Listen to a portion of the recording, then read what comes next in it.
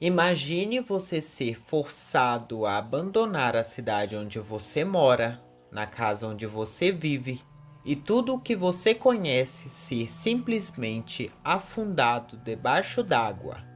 A história que eu vou contar hoje é sobre pessoas que passaram exatamente por isso, em um dos períodos mais sombrios e fechados da história da humanidade. Por favor, não deixe de se inscrever para ver conteúdo novo toda semana e pode dar tranquilo um joinha para mim que seu dedo não vai cair. Nossa história vai começar na década de 1920. Neste período, após uma revolução e sangrenta guerra civil, era criado a União das Repúblicas Socialistas Soviéticas, um país de proporções continentais e a primeira potência socialista da história, que futuramente iria rivalizar com os Estados Unidos capitalista. Mas naquele tempo, a Rússia era um país pobre, agrário e analfabeto, que sofria constantemente com fomes, guerras e crises causadas por disputas políticas internas e externas. O mundo, em sua maioria capitalista, não via com bons olhos o sistema socialista soviético. A União Soviética tinha uma economia pobre e muito atrasada em relação aos seus oponentes capitalistas. Essa situação lastimável da União Soviética foi até o período do stalinismo. Foi quando Joseph Stalin comandou com mãos de ferro o país. Stalin estava decidido a modernizar a União Soviética a todo custo e lançou um programa de industrialização pesada, que iria transformar a agrária e atrasada União Soviética em uma potência industrial que nós conhecemos nos filmes de Guerra Fria. Para isso era necessário construir grandes projetos que exaltassem a glória do regime comunista na União Soviética.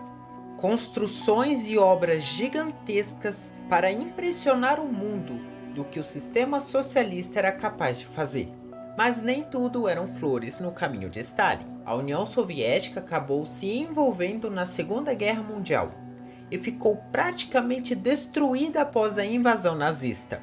Com muito esforço, ela conseguiu sair do conflito vitoriosa ao lado dos Estados Unidos.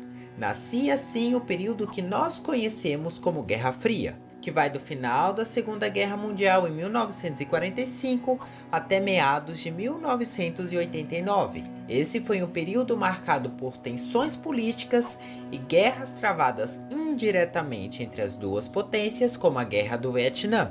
De um lado, os Estados Unidos, capitalista, queria provar para o mundo que o capitalismo era o melhor dos sistemas. Do outro lado, a União Soviética socialista queria provar que o socialismo era o melhor dos sistemas.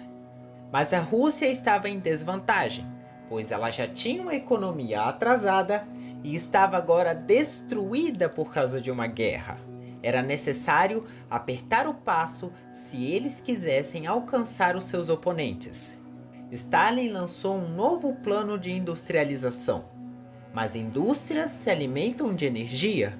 O sistema comunista começou a construir enormes barragens por todo o país. O governo enviava funcionários para as cidades que seriam alagadas para construções das barragens, para avisar a população que todos ali deveriam sair. Então eles indenizavam as pessoas pelas casas que elas iriam perder e marcavam uma data para despachar as famílias para um outro lugar. O governo soviético forneceu ônibus e caminhões para as famílias serem transportadas, mas o gado teve que ir a pé, se deslocar por quilômetros União Soviética adentro. Nos cemitérios das cidades que seriam alagadas, as famílias tinham a possibilidade de tirar os restos mortais de seus parentes dali para serem transportados para a cidade onde eles iriam ser alojados. As sepulturas que não foram abertas tiveram as cruzes e as lápides arrancadas. Um rolo compressor passou por cima do cemitério para impedir que os corpos flutuassem quando o cemitério fosse inundado. Documentos secretos divulgados após o stalinismo revelaram que todo o trabalho foi utilizado mão de obra escrava. Em 1941, O rio Volga e o Chiksna foram bloqueados para a construção de uma barragem, que deu origem ao reservatório Uglitch. 5.000 quilômetros quadrados seriam inundados, uma área 10 vezes maior que a usina brasileira de Belo Monte. Mais de 660 aldeias e cidades de Molonga foram alagadas. 130.000 pessoas tiveram que ser realocadas para outros lugares. Lavouras e florestas inteiras foram destruídas. Tudo isso para a construção do maior complexo hidrelétrico do mundo por muito tempo. Aquela era a joia da coroa da União Soviética, a prova de que os socialistas eram capazes de alcançar o mundo capitalista. Já houve história semelhante aqui no canal e eu vou deixar aqui nos cards para vocês.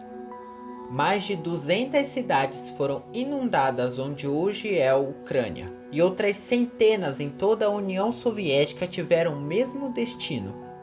O plano de Stalin teve resultados. A União Soviética conseguiu se industrializar e a qualidade de vida das pessoas chegou próximo ao do mundo capitalista.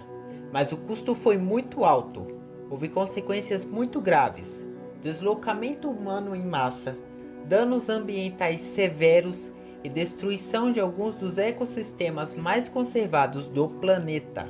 A União Soviética sofreu consequências muito mais severas do que o resto da Europa sofreu em toda a Revolução Industrial.